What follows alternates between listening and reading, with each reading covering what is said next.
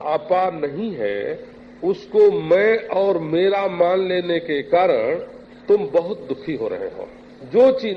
जो चीज अपनी नहीं है उसको मेरी मान लेने के कारण तुम बहुत बहुत दुखी हो। ये जो मालूम पड़ता है कि हम इसकी वजह से सुखी हैं, यही असल में दुख का बीज है। क्यों कि वो चीज हमेशा रहेगी नहीं, जवानी हमेशा रहेगी नहीं, अब बद जाएगी, और संसार की वस्तुएं हमेशा रहेंगी नहीं, वो बदलेंगी। ये शरीर भी हमेशा एक सरीखा रहेगा नहीं। आज तुम जोश में हो, आज तुम जोश में हो और समझते हो कि हमारे बराबर बुद्धिमान, हमारे बराबर विद्वान, हमारे बराबर शक्तिशाली, प्रतिभाशाली दूसरा कोई नहीं है। लेकिन एक दिन ये नशा उतर जाएगा, तब तुम अपने को निर्बुद्धि समझने लग जाओगे, दीन समझने लग जाओगे, हीन समझने लग जाओगे, पापी समझने लग जाओगे। और उस समय तुम्हारी समझ ही तुमको बड़ा भारी दुख देगी। आज भी जो दुख होता है वो समझ की गड़बड़ी से होता है, और आगे भी जो दुख होगा वो समझ की गड़बड़ी से होगा। क्योंकि आप ये तो जानते हैं कि सुख दुख समझ में होता है, सुख दुख बाहर नहीं होता। सुख दुख कहाँ होता है? आप जानते हैं सुख दुख का वजन कितना है? आप जानते हैं सुख दुख की लंबाई चौड़ाई कितनी है? आप जानते हैं सुख का रंग रूप क्या है? आप जानते हैं सुख दुख की उम्र कितनी है? आप जानते हैं सुख दुख का विस्तार कितना है? सुख दुख की लंबाई चौड़ाई, सुख दुख का की उम्र, सुख दुख का वजन, सुख दुख का रंग रूप। आपने कभी इंद्रियों से सुख और दुख को देखा है? ये सुख दुख जितने होते हैं वो सारे के सारे दिल में होते हैं, वो सारे के सारे मन में होते हैं। ये तो बड़ी बढ़िया युक्ति है हमारे जीवन के लिए, एक सर्वश्रेष्ठ तरकीब है ये। क्या कि जब हम ये जान जाते हैं कि हमारे मन की गड़बड़ी से ही हमको सुख दुख होता है, तो मन ठीक हो जाए तो दुनिया में जो सुख दुख की पराधीनता है वो मिट जाए।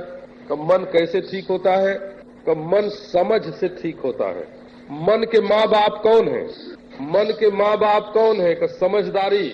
आप ये बात ध्यान में रख लो, जिस चीज को आप प्यारी और सुख देने वाली समझते हो उसको पाने का मन होता है, और जिसको आप दुख देने वाली दुश्मन समझते हो उसको छोड़ने का मन होता है।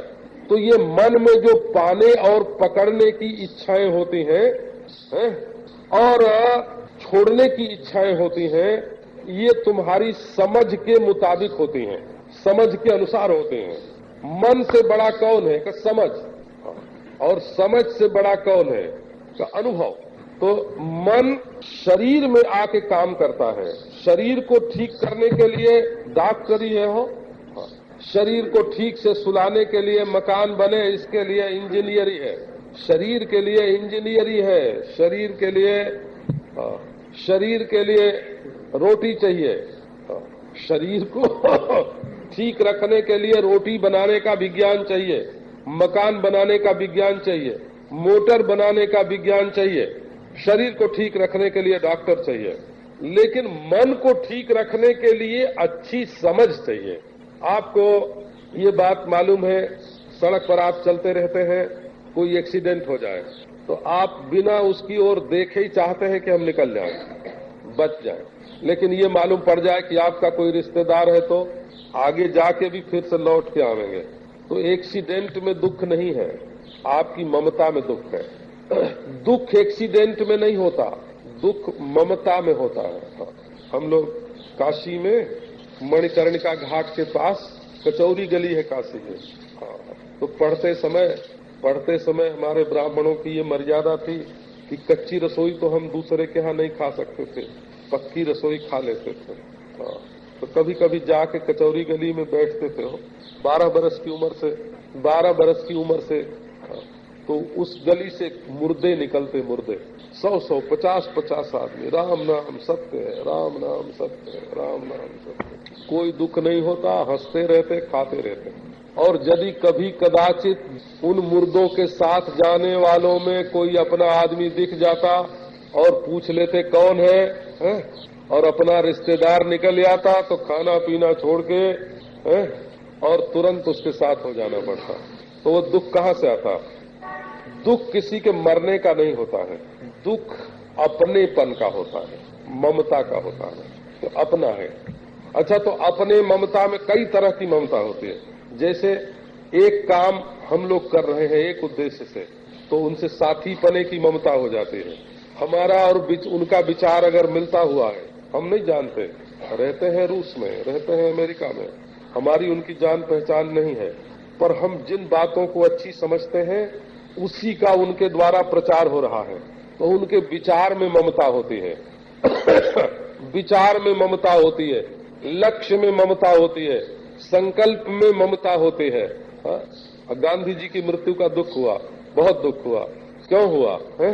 क्योंकि जो काम वो कर रहे थे उस काम में अपनी बड़ी महत्व बुद्धि थी, बड़ी ममता थी, पर दुख वहां से नहीं आया। दुख का परिणाम ऐसे समझो कि जो बीज होता है उसी में से अंकुर निकलता है। अगर दूध को जमा करके आप चौकोर बनाना चाहते हो तो दूध को ही जमाना पड़ेगा ना, तो जहां जैसी शकल बनती है वही वो चीज रहती है।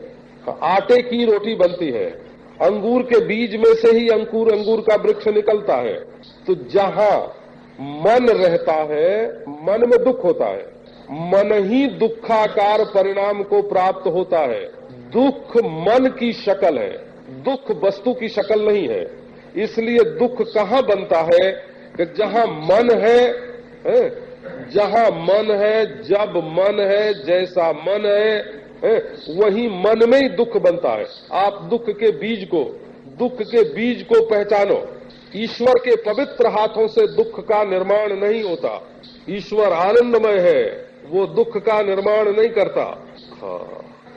प्रकृति दुख का निर्माण नहीं करती।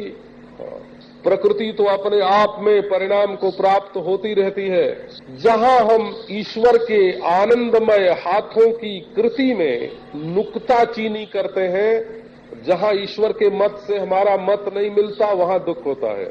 जहां हम प्रकृति के परिणाम को स्वीकार नहीं करते, वहां दुख होता है। जहां किसी चीज को मेरी मानकर हम छोड़ना नहीं चाहते, वहां दुख होता है।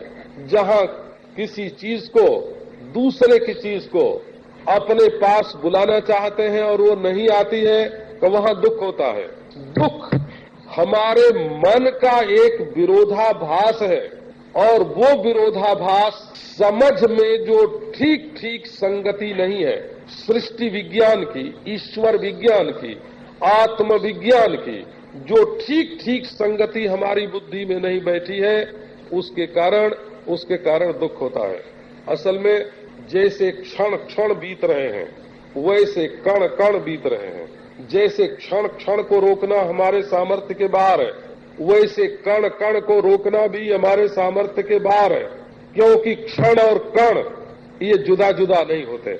जो क्षण है, जैसे अनंतता में कल्पित क्षण है, वैसे ही सत्ता में कल्पित कण है, और उनका जो परिमाण है वो विस्तार में, देश में कल्पित है। विस्तार में कल्पित परिमाण है, सत्ता में कल्पित कण है, काल में कल्पित क्षण है, और क्षण से जुदा कण नहीं है, कण से जुदा क्षण नहीं है, और इनका जो साक्षी है अंतरात्मा, जो चैतन्य है, तो वो इनसे बिल्कुल न्यारा है। तो आप अपने स्वरूप के संबंध में विचार करें। ममता, काशी में एक लक्खी चबूतरा स्थान है, आपने सुना होगा, उसका नाम है लक्खी चबूतरा। ठठेरी गली से रानी कुमार को मिलाने वाली गली है, नाम है लक्खी चबूतरा। एक हाथ जमीन जिसने मकान बनवाया, सेठ ने, अग्रवाल ने, गली में अपना मकान एक हाथ बढ़ा दिया। म्यूनिसिपैलिटी से मुकदमा लड़ा, अंग्रेजों का जमाना था। एक हाथ जमीन थी, एक हाथ लंबी, एक हाथ चौड़ी। सुप्रीम कोर्ट तक मुकदमा गया। वो बड़ा मशहूर मुकदमा था हिंदुस्तान का, बोला लाखों रुपए उसमें खर्च हो गए, लाखों रुपए खर्च हो गए। बीच में नाक आ गई, म्यूनिसिपैलिटी की नाक भी आ गई और बनिए की नाक भी आ गई। दोनों की नाक बीच में आ गई। लड़ते लड़ते परेशान हो गए। चबूतरा भी है, मौजूद है, वो उजड़ा नहीं, चबूतरा नहीं टूटा, लेकिन सेठ टूट गया, सेठ उजड़ गया हो, सेठ उजड़ गया, चबूतरा नहीं उड़ा। किसने उजाड़ा? कहिए जो अहम और मम है ना, ये मैं और मेरे का जो झगड़ा है मैं और मेरे का जो झगड़ा है, इसने उजाड़ा, इसने। तो पाप आपको कब लगता है? जब आप मैं और मेरे के चक्कर में पड़ते हैं। पुण्य आपको कब लगता है? जब मैं और मेरे के चक्कर में पड़ते हैं। आपको सुख दुख संसार का कब लगता है? कि जब मैं और मेरे के चक्कर में पड़ता है। आपको राग द्वेष कब होता है? जब मैं और मेरे के चक्कर में पड़ते हैं। आपको नरक स्वर्ग कब मिलता है? जब मैं और मेरे के चक्कर में पड़ता है। और ईश्वर आपको दुख कब देता है? कि जब आप मैं और मेरे के चक्कर में पड़ता है। अगर ये मैं और मेरा परिच्छिन्न नहीं हो तो ईश्वर दुख नहीं देगा आपको। क्यों नहीं देगा? तो मैं और मेरे की परिच्छिन्नता कटते ही आप ईश्वर से एक हो जाएंगे। तो ईश्वर क्या अपने हाथ से अपने आप को चपत लगावेगा? हम ऐसा बेवकूफी से ऐसा पहले करते थे। रात को भजन करने के लिए बैठते थे, नींद आती थी तो कस के एक चपत लगा दे। ये बेवकूफी से अपने आप को चपत लगाते थे। पर ईश्वर तो ऐसा नहीं है। जहां मनुष्य का मैं विचार में मैं हो, ये नहीं कि उससे देह मिट जाता है, उससे घर गृहस्थी नहीं छूटती, उससे पत्नी पुत्र नहीं छूटते हैं, उससे देह छूटता नहीं है। वो दुख छुड़ाने की एक तरकीब है, एक युक्ति है। जहां परिच्छिन्न में से मैं मेरा तुम्हारा हटा, वहां ईश्वर तुमको दुख नहीं दे सकता। क्यों? कि जब तुम्हारा मैं अलग नहीं रहा तो जो ईश्वर का मैं है वही तुम्हारा मैं हो गया। और ईश्वर क्या अपने आप को ही दुख देगा? अपने आप को ही दुखी करेगा ईश्वर सच्चिदानंद घन? तो एक विश्वास की बात करें।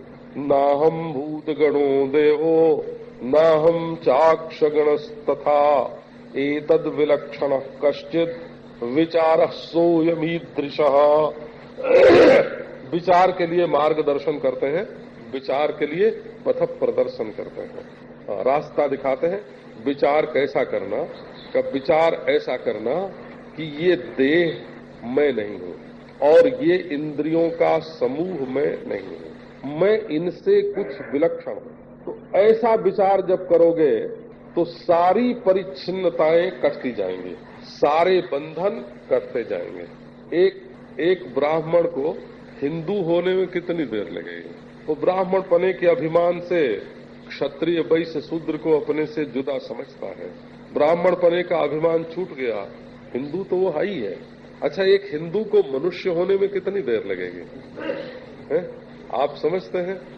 मैंने हिंदू संप्रदाय का अभिमान करके, झूठा अभिमान, बिल्कुल अविचार मूलक। मुसलमान को अपना दुश्मन समझता है, ईसाई को अपना दुश्मन समझता है, अपने को हिंदू समझता है।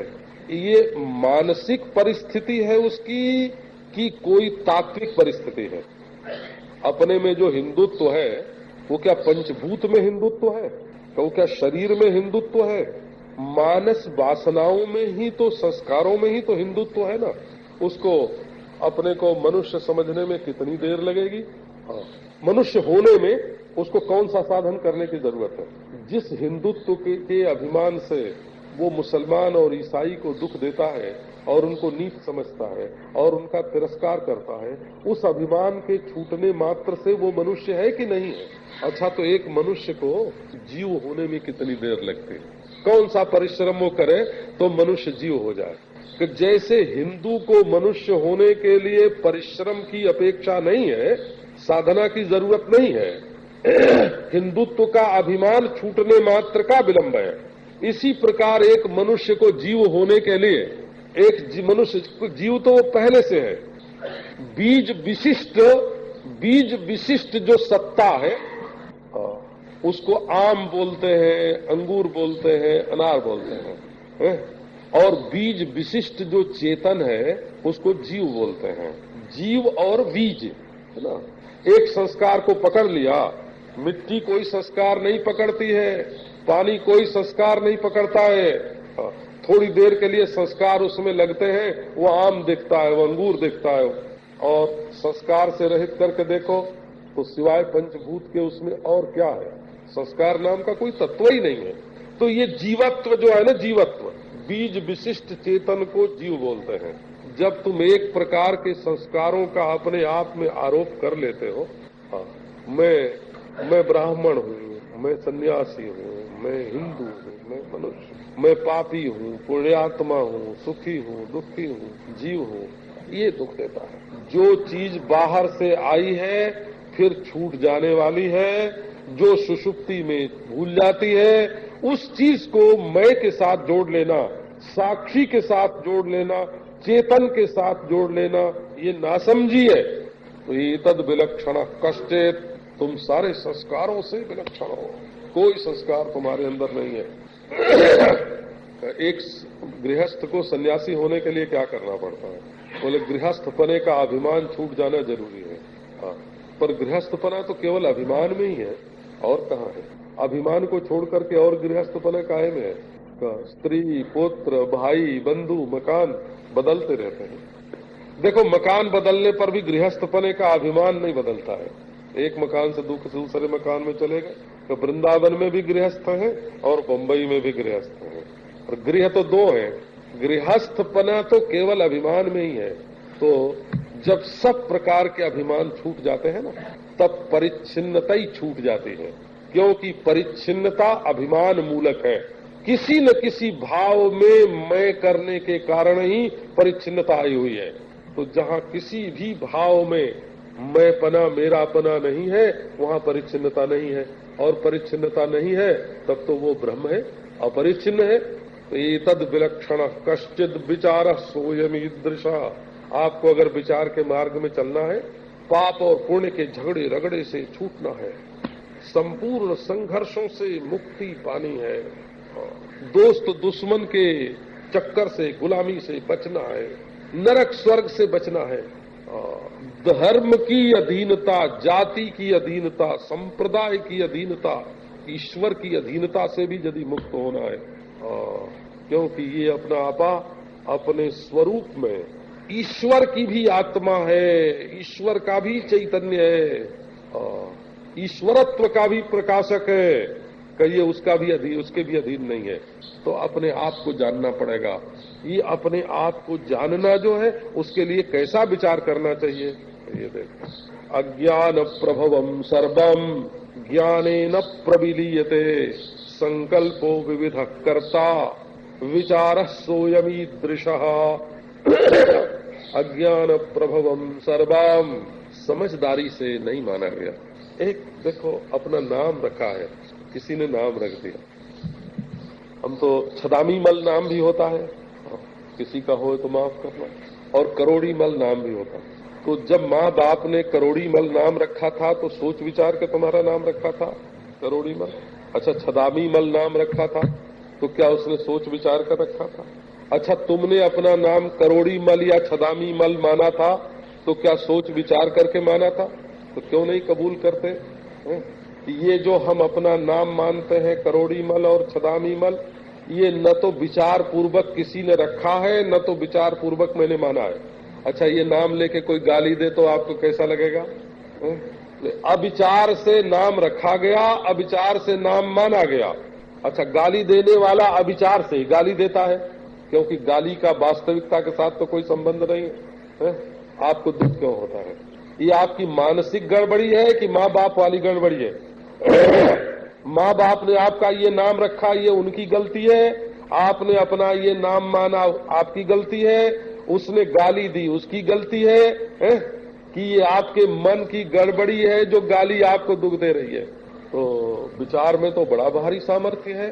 मान लिया कि आपके शरीर पर कभी चाकू लग जाए तो आपको दर्द होगा, कभी रोटी न मिले तो पेट में चूहे तकलीफ देंगे आपको, कभी कपड़ा पहनने को न मिले तो ठंड लगेगी। लेकिन क्या आपके जीवन में इतना ही दुख है? दुख को कम करने के लिए, दुख को संक्षिप्त बनाने के लिए, दुख को कम से कम इतनी बात तो आपकी अकल समझेगी ही कि आपके पास दुख को कम बनाने की एक युक्ति है। और यदि सचमुच ये बेवकूफी से माने हुए जो तत्व अपने जीवन में है ये छूट जाए तो दुख का नामो निशान नहीं रहे। अज्ञान प्रभवम दुखम। आचार में मान्यता होती है, विचार में मान्यता होती है, रहनी में मान्यता होती है। अज्ञान प्रभवम सर्वम ज्ञानेन प्रविलीयते। ये सब कुछ अज्ञान से बना है और ज्ञान होने पर मिट जाता है। एक आदमी ने अपने घर में खुदाई करते समय हो कुछ डले मिले उसको डले, तो उसका ख्याल हुआ कि ये सोना है। अरे वो तो इतना डला देख के उसके मन में आया कि मैं तो करोड़पति हो गया, खुश हो गया। जब जांच करने वाले ने आके बताया कि ये डले सोने के नहीं है, ये तो पीतल के हैं, तो जो खुशी का जोश था ना वो उतर गया। कहा यार कुछ नहीं। अब बताओ ये जो तुमको दुख हुआ और गया, इसमें वो डले जो थे पीतल के, वो हेतु थे कि तुम्हारा अज्ञान हेतु था, उनको तुमने नहीं पहचाना, ये इसका हेतु है। तो अज्ञान से जो पीतल सोना मालूम पड़ती है तो वो सोना झूठा होता है। पीतल सोना मालूम पड़ती है अज्ञान से, तो वो सोना झूठा होगा ना। अच्छा, और ज्ञान से सोना मिट गया, पीतल हो गया, फिर तो वो पीतल का सोना होना भी गलत है अज्ञान से, और पीतल का सोने का पीतल होना भी गलत है। क्यों कि दोनों अज्ञान, एक में ज्ञान से जो चीज मिट जाती है वो असली नहीं होती, और अज्ञान से जो चीज बन जाती है वो भी असली नहीं होती। तो असल में इस सृष्टि में ये जो मैं और मेरा बना है, ये सृष्टि के मूल तत्व के अज्ञान से मैं और मेरा बना है। ये दुख देता है, सुख देता है, सुख भी देता है, दुख भी देता है, और सृष्टि के मूल तत्व के ज्ञान से ये मैं मेरा मिट जाता है। तो असल में सृष्टि तत्व में दुख नहीं है, दुख अज्ञान से पैदा हुआ और ज्ञान से मिट गया। इसलिए ज्ञान का बड़ा भारी महत्व है। अज्ञान प्रभवम सर्वम, अज्ञान से सांप बन गया, रस्सी सांप मालूम पड़ने लगी, और रस्सी का ज्ञान होने पर सांप मिट गया। इसका अर्थ है सांप झूठा। जो चीज अज्ञान से मालूम पड़ती है सो झूठी, और जो ज्ञान से मिट जाती है सो भी झूठी है। इसलिए सच्ची चीज कौन है? तो सच्ची चीज अपना आत्मा है। अपने आत्मा के सिवाय दूसरी कोई भी वस्तु सच्ची नहीं है। और ये आत्मा वृत्ति का देश, वृत्ति का काल और वृत्ति का आकार, देश काल और आकार के बीज रूप में वृत्ति, और देश काल और वस्तु के अंकुर रूप में वृत्ति, वृत्ति की दोनों अवस्थाओं का साक्षी है। इसलिए ये देश काल वस्तु से परिच्छिन्न नहीं है, अविनाशी परिपूर्ण अखंड है। ये ज्ञान स्वरूप आत्मा, ये ज्ञान स्वरूप आत्मा साक्षात ब्रह्म है, अद्वितीय है। तो ये विचार करने से क्या होगा? जब अपने स्वरूप का विचार करोगे तो देखोगे कि सारे दुख मिट रहे हैं। संकल्पो विविध करता बोले भाई ये करता, ये करता, ये करता, इसने दुख किया, इसने सुख किया, इसने पाप किया, इसने पुण्य किया। नहीं, असल में जिसको दुनिया में पाप मानते हैं वो एक स्थान में, एक समय में, एक जाति में, एक व्यक्ति के लिए वो पाप होता है, और दूसरे समय में, दूसरे देश में, दूसरे व्यक्ति के लिए, दूसरी परिस्थिति में वो पुण्य हो जाता है। और एक देश में, एक काल में, एक समाज में, एक व्यक्ति के लिए जो पुण्य होता है वही दूसरे स्थान पर, दूसरे काल में, दूसरे व्यक्ति के लिए वही पाप हो जाता है। पाप पुण्य क्रिया में नहीं होते, पाप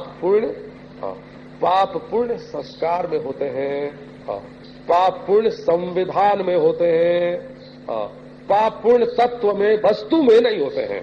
तो बड़े भारी दुख से मनुष्य बड़े भारी दुख से छूट सकता है। संकल्पो विविध कर्ता, ये विविध कर्ता के रूप में संकल्प ही बना हुआ है। आप मन में बैठा लेते हैं ये अच्छा है, फिर वो न होने पर दुखी होते हैं। मन में बैठा लेते हैं ये बुरा है, फिर वो हो जाने पर दुखी होते हैं। और जिस बच्चे को अच्छाई बुराई दोनों का पता नहीं है उसको दुख नहीं होता है। आखिर उसके भी तो हृदय है, उसके भी तो मन है। देखो एक आग जलने वाली चीज है, बच्चा जल जाता है तो उसको भी तकलीफ होती है, और समझदार जल जाता है तो उसको भी तकलीफ होती है।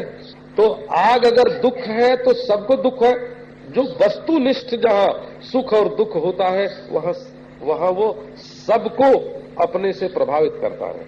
ये सम्यक्त्व की कल्पना, मैं सुखी हूं, मैं दुखी हूं, है ना। ये महात्मा लोग बड़े विचित्र होते हैं। एक बार महाराज सनक, सनंदन, सनातन, सनत कुमार चारों कहीं जा रहे, सामने मिले गौरी शंकर। तो वो तो 5-5 बरस के बच्चे, नंगे रहने वाले तत्वज्ञानी शंकर जी को भी अपना स्वरूप जाने, प्रणाम ही नहीं किया। प्रणाम नहीं किया तो शंकर जी जानते थे बहुत अच्छे हैं। वो तो हंसी आ गई उनको, देखो कैसे भोले भाले बालक की तरह रहते हैं। पार्वती जी को आया गुस्सा, तुम लोग सिर उठाए जा रहे हो, प्रणाम करने का तुमको शऊर नहीं है। एटिकेट भी तो बहुत दुख देता है ना। संस्कृत में एक शब्द है इतिकृत्य, एटिकेट भी अलग अलग होता है। देखो हमारे हिंदुस्तान में ही अब से 50 बरस पहले जो स्त्रियों का एटिकेट था वो अब है क्या है? हाँ, और बदलता रहता है। हाँ, जो विलायत में है सो यहाँ नहीं है, जो अब है सो तब नहीं था। हाँ, और इसी को पकड़ करके लोग अपने को बड़ा भारी समझते हैं, और जो अब है वो आगे नहीं रहेगा। तो बदलता रहेगा ना, समय से बदलेगा, स्थान से बदलेगा, जाति जाति में बदलेगा। हाँ, ये तो बदलता रहेगा। तो अवधूतों में प्रणाम नमस्कार करने का एटिकेट ही नहीं है। हाँ, इतिकृत्य, इतिकृत्य बोलते हैं संस्कृत में उसको, इति कर्तव्यता, इतिकृत्य। हाँ, नहीं है। गौरी को बड़ा क्रोध आया, बोले तुम बालक होकर शंकर जी को नमस्कार नहीं करते, तो जाओ ऊँट हो जाओ। अब ऊँट हो गए, ऊँट हो गए, बहुत दिन हो गए। तो एक दिन गौरी के मन में आया कि मैंने उनको ऊँट होने को कहा तब भी वैसे ही, और वो हंसते हुए जा रहे थे तब भी वैसे ही, और मैंने ऊँट होने को कह दिया तब भी वैसे ही। बात क्या हुई, चलो देखें अब उनका क्या हाल चाल है। हाँ, तो शंकर जी ने कहा चलो। अब वो आके देखते हैं तो एक नीम के नीचे बैठे हैं मौज से। तो क्या हाल चाल है भाई? बहुत बढ़िया है महाराज, आपने तो बड़ी कृपा करी हमारे ऊपर। स्नान करना पड़ता था, भिक्षा मांगनी पड़ती थी, खाना पड़ता था, अब तो सब झगड़े मिट गए। वो नीम का पत्ता खा लेते हैं और नीम के नीचे बैठ के अपना ईश्वर का ध्यान करते रहते हैं, अपने स्वरूप का चिंतन करते रहते हैं। तो ये जब मनुष्य ऐसा समझता है ना, ये दीनहीन कौन होता है? जो समझते हैं बढ़िया मकान में रहने को नहीं मिलेगा तो हम दीनहीन हो जाएंगे, बढ़िया खाना नहीं मिलेगा तो हम दीनहीन हो जाएंगे, हैं? हाँ, भौतिक उन्नति की बात दूसरी है ना। ये बात हम किन के लिए कर रहे हैं? जो सत्य के जिज्ञासु हैं, जो तत्व के जिज्ञासु हैं, जो ब्रह्म के जिज्ञासु हैं, जो भोग के इच्छुक हैं, उन्हें भोगी के पास जाना चाहिए। जो धन के इच्छुक है उन्हें धनी के पास जाना चाहिए, है ना। जो कर्म के इच्छुक है उन्हें कर्मी के पास जाना चाहिए। जिन्हें आध्यात्मिक जिज्ञासा हो, सत्य क्या है, मैं कौन हूँ, ईश्वर कौन है, इनका संबंध क्या है, जिसके मन में सिद्धि तुमको चाहिए तो किसी सिद्ध के पास चले जाओ, किसी जादू टोना वाले के पास जाओ, वो जादू टोना वाला तुमको जादू कर देगा। सिद्धि चाहिए तो तुमको सिद्धि दे देगा। तुम्हें मुकदमे में जीतना हो तो किसी दूसरे के पास जाओ, है ना। तुम्हें दवा चाहिए तो किसी दूसरे के पास जाओ, बेटा चाहिए तो किसी दूसरे के पास जाओ, है। बेटा देने वाला दूसरा होता है, दवा देने वाला दूसरा होता है, जादू टोना करने वाला दूसरा होता है, सिद्धि दिखाने वाला दूसरा होता है। जो तुम्हारे चित्त में दीनता है, जो हीनता है, जो पापीपना जिसके कारण तुम गिर गए हो, जो पुण्यात्मापना है जिसके कारण तुम अभिमान करते हो,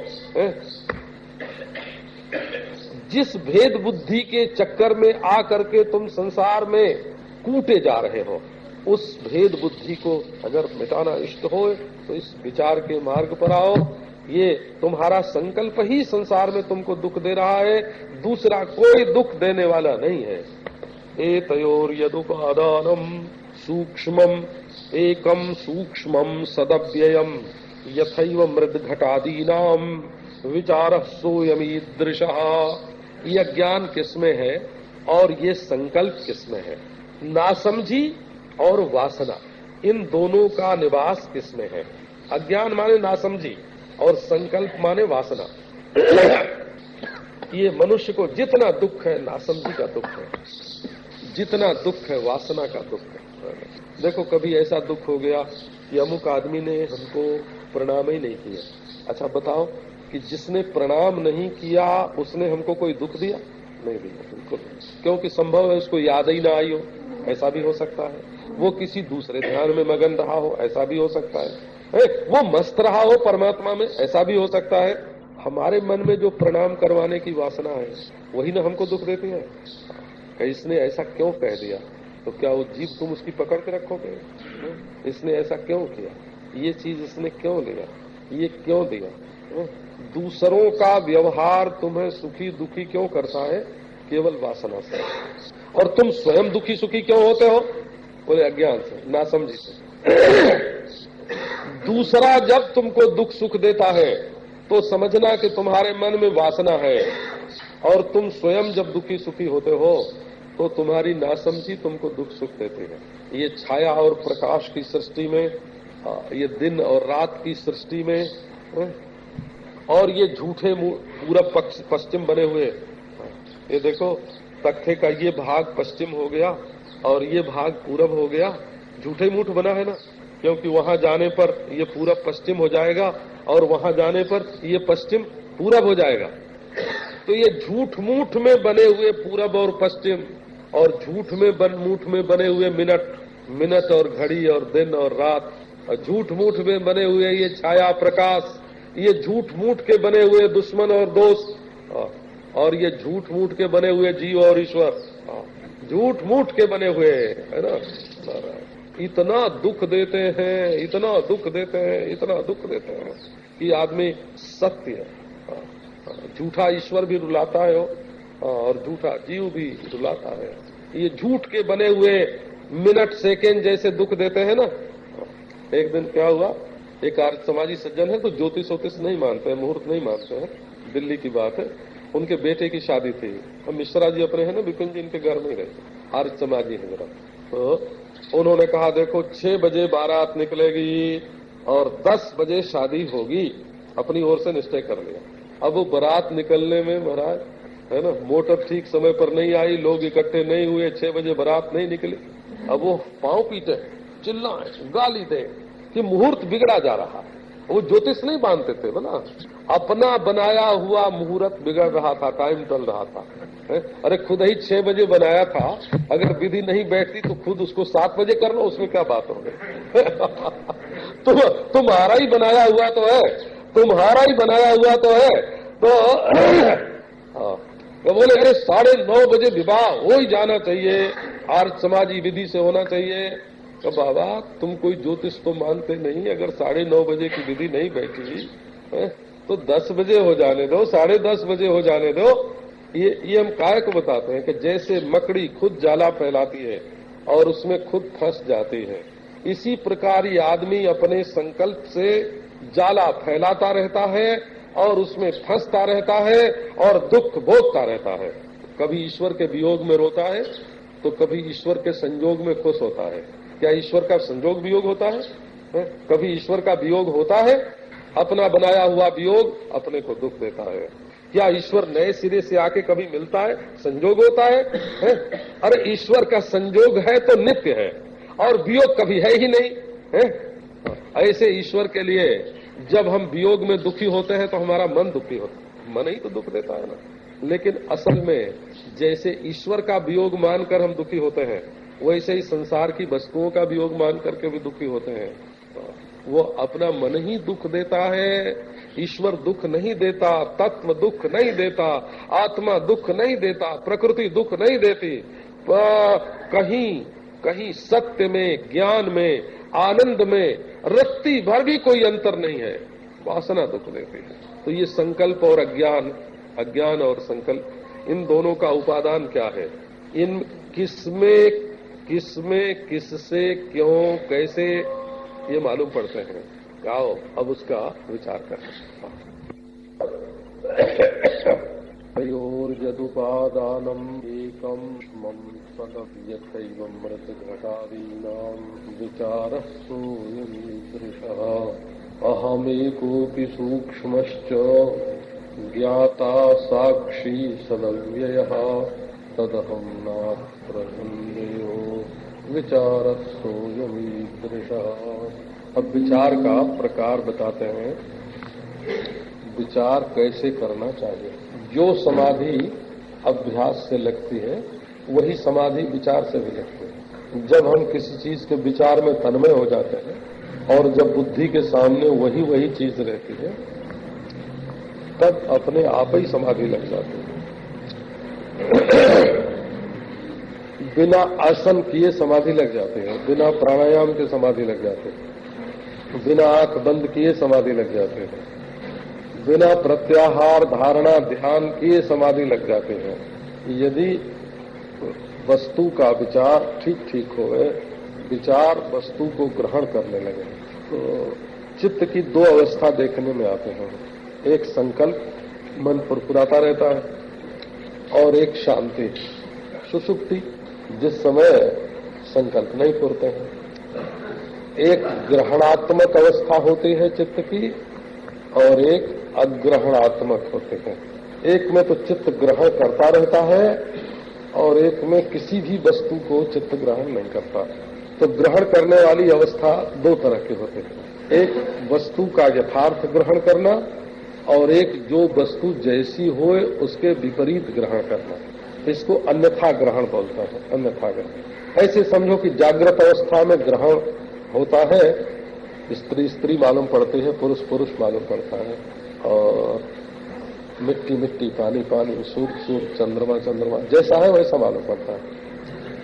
और स्वप्न काल में जो चीज नहीं होती है वो है के रूप में मालूम पड़ती है। जो नहीं है उस समय उस स्थान में और उस रूप में जो चीज नहीं है सो चीज उस समय उस स्थान में उस रूप में मालूम पड़ती है। तो इसको अन्यथा ग्रहण बोलते हैं, अन्यथा ग्रहण। और जब सुषुप्ति होती है तो किसी भी वस्तु का ग्रहण नहीं होता है। तो अब ये किसको ये सब मालूम पड़ते हैं? तो संकल्प भी मैं को मालूम पड़ता है, मुझे मालूम पड़ता है, और उल्टे संकल्प भी मुझे मालूम पड़ते हैं और सीधे भी। चीज जो सच्ची मालूम पड़ती है सो भी मुझे मालूम पड़ती है, और जो झूठी मालूम पड़ती है सो भी मुझे मालूम पड़ती है। अच्छा, जब नहीं मालूम पड़ती है तो किसको नहीं मालूम पड़ती है? वो नहीं किसको मालूम पड़ता है? तो वो भी मैं को ही मालूम पड़ता है। इसका अर्थ ये हुआ कि चीज को ज्यों का त्यों देखना और चीज को विपरीत देखना और चीज को न देखना, ये तीनों अवस्था हमारे चित्त की होती है और हम इन तीनों से परे एक हैं।